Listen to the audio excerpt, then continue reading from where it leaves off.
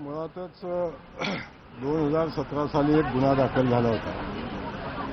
2017 साली माझ्या विधान परिषदेची निवडणूक झाली आणि त्यानंतर पुन्हा मसवड नगरपालिकेची निवडणूक होती. त्या निवडणुकीच्या पार्श्वभूमीवर 2 दिवस अगोदर एक माझा गुन्हा दाखल झाला होता आणि तो दाखल झालेला गुन्हा 2017 नंतर आत्तापर्यंत 2019 साली तो कायम चाललं आणि त्याचा निकाल लागला. निकाल लागल्यानंतर मला वाटतं निकालाची प्रत माझ्यासोबत आहे. माझ्यासोबत आहे आणि निकालामध्ये कोर्टानं मला निर्दोष मुक्त केलेला आहे आणि जप्त केलेला मुद्देमाल बाकी मोबाईल जे आहे तो नष्ट करण्याचे आदेश कोर्टानं त्याच वेळी दिलेले आहेत. ते 2000 तुम्ही निर्णय सुटलेला नाही असं त्या महिलेचं म्हणणं आहे. तुम्ही माफी मागितली त्यांचे हात जोडून आणि तुम्ही त्यांना नागडे फोटो पाठवलेत की नाही, हे खरं आहे की खोटं आहे? तुषारजी, तुम्हाला खूप गडबड आहे. मी उत्तर देतोय, नंतर प्रश्न विचारा तुम्ही. तुमच्या प्रश्नाला उत्तर तुमच्या प्रश्नाला जे आहे ते वस्तुस्थिती समोर मी नाही सांगतोय, कोर्ट सांगतोय. कोर्टाचे आदेश ज्याप्रमाणे आहेत की कोर्टानं निर्दोष मुक्तता केलेली आहे. मला बाकी कुणी निर्दोष मुक्त केलं याच्याबद्दल माझं वेगळं मत काही नाही आहे. आणि झालेला जो विषय आहे या विषयासंदर्भात मी आपल्याला सांगतो की त्या घटना घडली 17 साली 19 साली निकाल लागला आणि निकालामध्ये मला निर्दोष या ठिकाणी कोर्टाने मुक्तता केलेली आहे. मला वाटते या देशात लोकशाही आहे. लोकशाहीमध्ये आपल्या सगळ्यांच्या समोर सर्वोच्च न्यायालय आहे आणि न्यायालयाने जे निकाल दिलेला आहे त्याला 6 वर्ष झालेली आहेत. आज 6 वर्षानंतर हा विषय पुढे आलेला आहे आणि मला माहिती आहे की किमान आपण कुठल्या वेळी हा विषय समोर आणावा किंवा कुठल्या वेळी काय बोलावं याला राजकीय लोकांनी काय मर्यादा ठेवली पाहिजे ही माझी मनापासूनची भावना आहे. माझ्यासारखा एका सामान्य कुटुंबातला ज्या युवकानं ज्या वडिलांचं माझ्या 7 दिवसापूर्वी निधन झालं, 8 दिवसापूर्वी, मी काही भावनिक त्या विषयात करत नाही आहे. परंतु ज्या वडिलांनी माझ्यासाठी प्रचंड संघर्ष करून मला मोठा केला आणि वाढवला, इथंपर्यंत आणलं, त्यांच्या मृत्यूनंतर त्यांचा अस्थि विसर्जन सुद्धा करू दिलं नाही. इथंपर्यंत एवढ्या खालच्या पातळीचं राजकारण विरोधकांनी करावं आणि असं मला अपेक्षित नव्हतं. पण ठीक आहे, शेवटी राजकारणात सगळ्या गोष्टी राहतात. मी जबाबदार पदावर काम करतो, माझ्याही काही जबाबदाऱ्या आहेत आणि मला विचारलेल्या प्रश्नाचं उत्तर द्यायची माझी जबाबदारी आहे. त्यामुळं मी एवढंच सांगतो की या घटनेला कोर्टानं निकाल दिलेला आहे आणि या संदर्भात ज्यांनी माझ्यावर आरोप केलेला आहे त्या प्रत्येकावर मी हक्कभंगाचा प्रस्ताव आजच सभागृहामध्ये आणणार आहे. संबंधितांच्यावर मी माझ्या बदनामीच्या संदर्भात केलेलं काम आहे त्या संदर्भात मी माझा बदनामीचा खटलाही दाखल करणार आहे. आपलं नुकसान भरपाईचाही खटला दाखल करणार आहे आणि त्याच्यावर जी कारवाई मला अपेक्षित आहे ते मी करणार आहे. विषय पुढे सुरू होतो की महिला निर्दोष मुक्त केल्यानंतर सुद्धा तुम्ही आता शिक्षा ऐकूनंतर त्या महिलेला त्रास सध्या देतात असा थेट आरोप संजय राऊत आणि विजय वडेट्टीवार. माझं म्हणणं हेच आहे की जयकुमार गोरेंनी त्रास दिला किंवा नाही दिला या संदर्भात पोलिसांनी चौकशी करावी.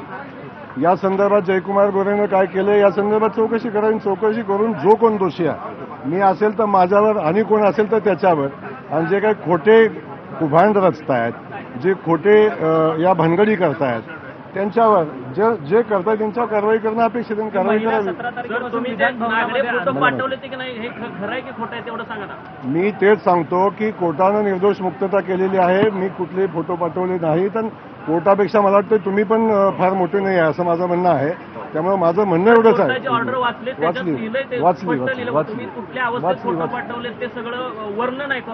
त्यामुळं माझं याच्यापेक्षा वेगळं काही म्हणणं नाही. मी आपल्याला जे म्हणणं सांगितलंय ते ऑन रेकॉर्ड आहे आणि या संदर्भात ज्या लोकांनी माझ्यावर अशा पद्धतीचे आरोप केलेले आहेत त्यांच्यावर मी हक्कभंग आणणार आणि त्यांच्यावर मी आबरू नुकसानीचा दावा दाखल करणार. 17 तारखेपासून आंदोलन करणार आहे विधानभवनाच्या परिसरामध्ये. मला या संदर्भात माहिती नाही. मला तुमच्याकडून माहिती मिळालेली आहे. माझं तर म्हणणं आहे की असं काय घडलं असेल तर जो कोणी घडला असेल त्याच्यावर कारवाई केली सर तुम्ही पाहिजे ज्यांनी कोणी केलं निर्दोष असेल. कोर्टाचं जे संदर्भ देत आहे सर माझा एक मिनिट माझा महत्वाचा प्रश्न तुम्ही माफी मागितली त्या महिलेची कोर्टात हो, ऐका ना, तुम्हाला ते- नैतिकतेच्या जोरावर पाय उतार व्हावं अशा प्रकारचं विधान जे आहे ते विरोधी पक्ष देखील करताना दिसत आहेत. याकडे कशा प्रकारे मला हे कळत नाही की जी या देशाची सर्वोच्च व्यवस्था न्यायव्यवस्था आहे आणि न्यायव्यवस्थेने जेव्हा मला निर्दोष मुक्त केलेलं आहे तेव्हा बाकी कुठल्या गोष्टीला किती महत्त्व राहतं आणि विरोधक काय म्हणतात मला वाटतं याला गांभीर्याने घ्यायचं काही कारण नाही. कारण तुम्ही कोण विरोधक आहेत त्यांनी वस्तुस्थिती माहिती घेतली का परिस्थिती बघितली का या संदर्भात त्यांच्याशी चर्चा करावी आपण आणि मग त्याचं उत्तर द्यावं. माझं म्हणणं काय आहे की बाकी सगळ्या गोष्टी बाजूला ठेवण्यापेक्षा चर्चा करण्यापेक्षा त्यांनी वस्तुस्थिती माहिती घ्यावी.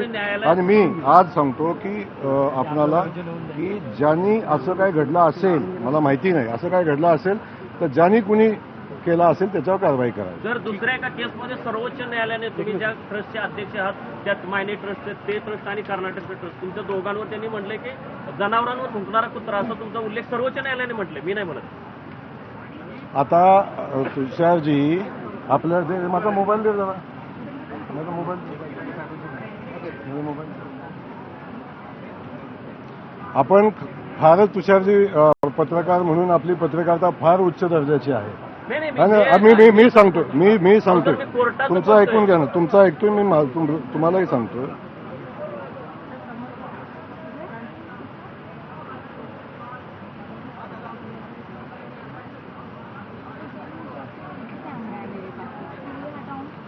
तर ते मृत आता हे बातम्या आहेत. एक पत्रकारिता म्हणून आपण सगळेजण पत्रकार आहात. त्यांच्या जयंतीच्या दिवशी श्रद्धांजलीचं ट्विट केलेलं हा अपमान नाही का महाराजांचा. मग राहुल गांधीवर पण तोच ठपका लावा ना.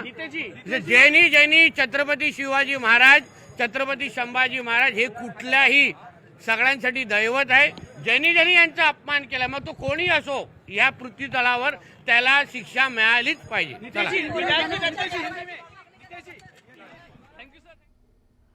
तर आपण बघतोय वेगवेगळ्या घडामोडी घडताना दिसून येत आहेत. अबू आझमी यांचं अधिवेशन संपेपर्यंत निलंबन करण्यात आलं आहे त्याच्यावर प्रतिक्रिया येत होती.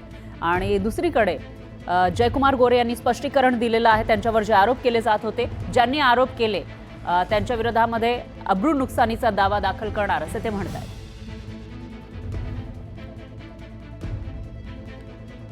यानंतर बुलेटिनमध्ये इतरही महत्त्वाच्या बातम्या आपण बघणार आहोत. त्याआधी थांबूयात एका छोट्याशा ब्रेकसाठी.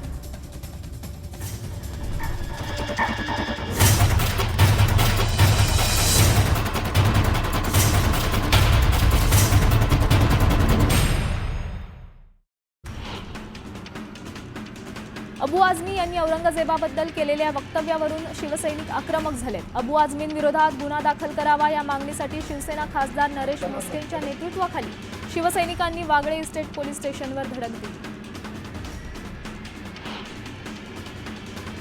जो औरंगजेबाचा उदात्तीकरण करत असेल त्याच्या विरोधात राजगृहाचा गुन्हा दाखल व्हायला हवा. अबू आझमी जर असं बोलत असतील तर त्यांच्यावर कारवाई व्हायला हवी अशी प्रतिक्रिया एकनाथ शिंदेंनी दिली. तानाजी सावंत मुख्यमंत्री फडणवीसांच्या भेटीसाठी सागर बंगल्यावर पोहोचलेत. जवळपास 30 मिनिटं तानाजी सावंत सागर बंगल्याबाहेर तात्काळ उभे होते. बंगल्यात प्रवेश न मिळाल्यामुळे त्यांच्यावर परत जाण्याची नामुष्की ओढवली. मी नाराज नाही, पक्षानं जी जबाबदारी दिली ती पार पाडणार असल्याचं शिवसेनेचे आमदार तानाजी सावंत यांनी म्हटलंय.